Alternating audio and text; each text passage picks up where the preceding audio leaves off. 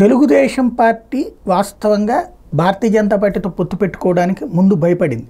ఎందుకు అంటే SC ST minority ఓట్లు ఇంతకుముందు జగన్కే పడితే అందులో ఒక 20% దాకా వీళ్ళకి పడే, ఈ దఫా ఇంకొక 20% ఎక్కువ వస్తాయి తమకని భావించింది.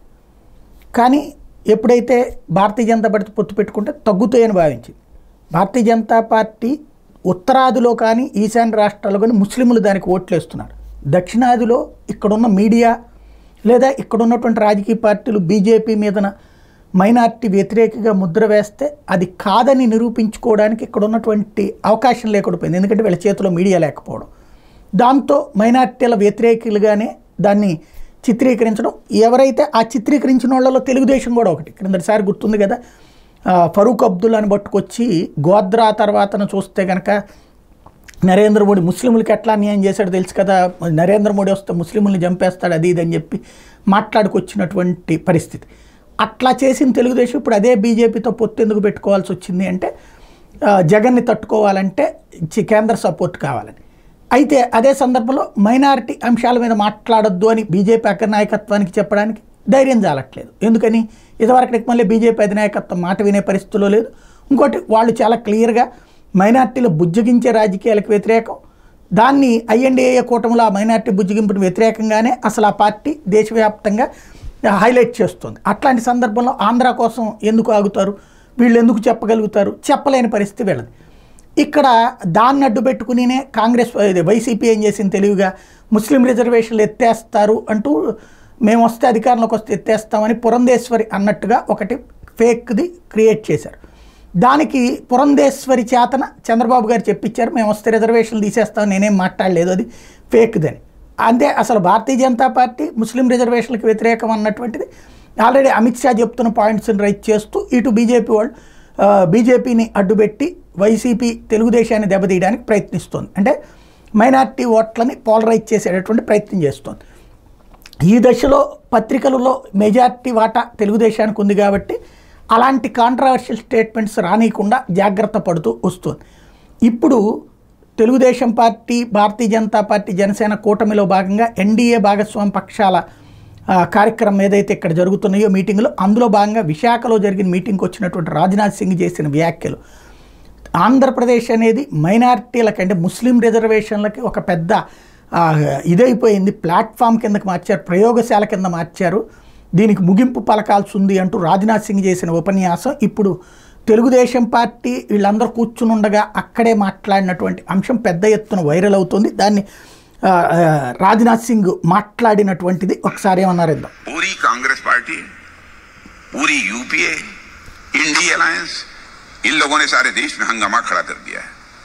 फ्रेंड्स, ये आंध्र प्रदेश की कांग्रेस गवर्नमेंट थी जिसने यहाँ कांग्रेस के कम्युनल एजेंडे की पहली लैबोरेटरी बनाई थी, और यहां पर एक रिलीजन को कॉन्स्टिट्यूशन की वो डैमेज करते हुए गवर्नमेंट जॉब्स में रिलीजन के आधार पर रिजर्वेशन यहां पर दिया गया था.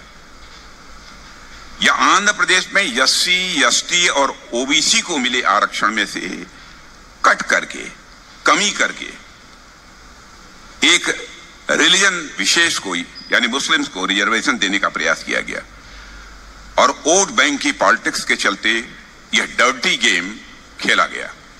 मगर आंध्र प्रदेश हाई कोर्ट ने इस निर्णय पर रोक लगा दी. सुप्रीम कोर्ट ने तो ऐसे सारे डिसीजंस को रिजेक्ट कर दिया था.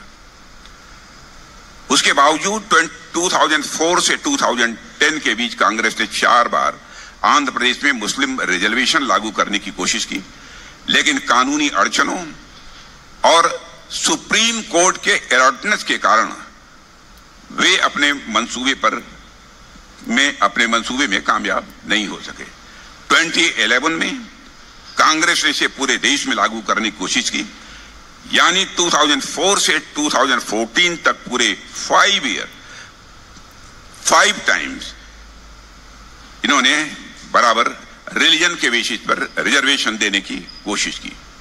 मैं यह भी बताना चाहूंगा कि इसी कांग्रेस गवर्नमेंट द्वारा बनाए रंगनाथ मिश्र कमीशन ने रेकमेंड किया था कि जो 27% जो ओबीसी का रिजर्वेशन है उसमें 6% मुस्लिम्स का होना चाहिए और 2% माइनॉरिटीज का होना चाहिए। मैं इस बात की चर्चा इसलिए कर रहा हूं कि बराबर रिलीजन के आधार पर इस देश को डिवाइड बार बार करने की कोशिश यदि किसी के द्वारा की गई है तो कांग्रेस के द्वारा की गई है। इतना ही नहीं, यदि शेड्यूल कास्ट का यदि कोई धर्म परिवर्तन होता है तो उसे शेड्यूल कास्ट के धर्म परिवर्तन के बावजूद उसको रिजर्वेशन मिलना चाहिए, यह उन लोगों का आग्रह था।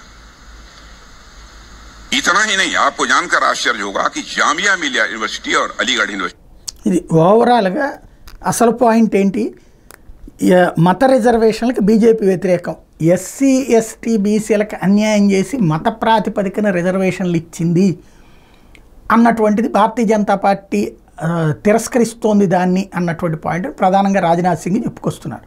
తద్వారా ఇప్పుడు ఇటు అంటే మైనార్టీ ఓట్ల కోసం తిప్పలబడుతూ ప్రయత్నిస్తున్నటువంటి సందర్భంలో ఈ విషయం ముందే తెలుసు, బీజేపీతో పొత్తు పెట్టుకుంటే ఖచ్చితంగా చంద్రబాబు ఇరకాటంలో పడతాడని కావాలని తెలివిగా ఇక్కడ జగన్మోహన్ రెడ్డి దాదాపుగా 7 అసెంబ్లీ స్థానాలు ముస్లింలకు ఇచ్చారు.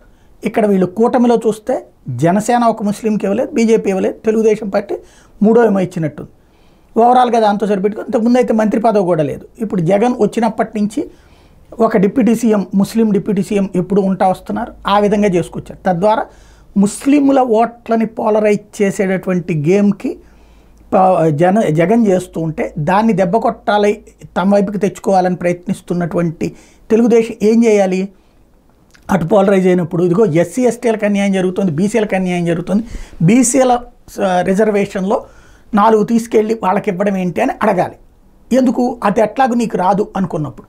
కానీ అదే రాబట్టుకోవాలి, ఎందుకంటే రాష్ట్ర వ్యాప్తంగా 30 నుంచి 40 లక్షల మంది ముస్లిం ఓటర్లు ఉన్నారు అన్నటువంటి లెక్క ఉంది. కాబట్టి దాంట్లో నుంచి కొంత రాబట్టుకోవాలని చేస్తున్నటువంటి ప్రయత్నానికి ఇక్కడ వాళ్ళతో బుజ్జగింపు రాజకీయాలు నడుపుతుంటే బీజేపీ ఇప్పుడు మిత్రపక్షం అయ్యేటప్పటికి అగ్రనేతలు, ఇక్కడ లోకల్ నేతలు సైలెంట్గానే ఉంచగలిగారు, ఇక్కడ లోకల్ నేతలు. కానీ జాతీయ నాయకులు మాట్లాడుతుంది, మొన్న అమిత్ షా నిన్న విశాఖ వచ్చి రాజ్నాథ్ సింగ్ మాట్లాడినటువంటి మాట పెద్ద షాక్ అవుతోంది ఇప్పుడు.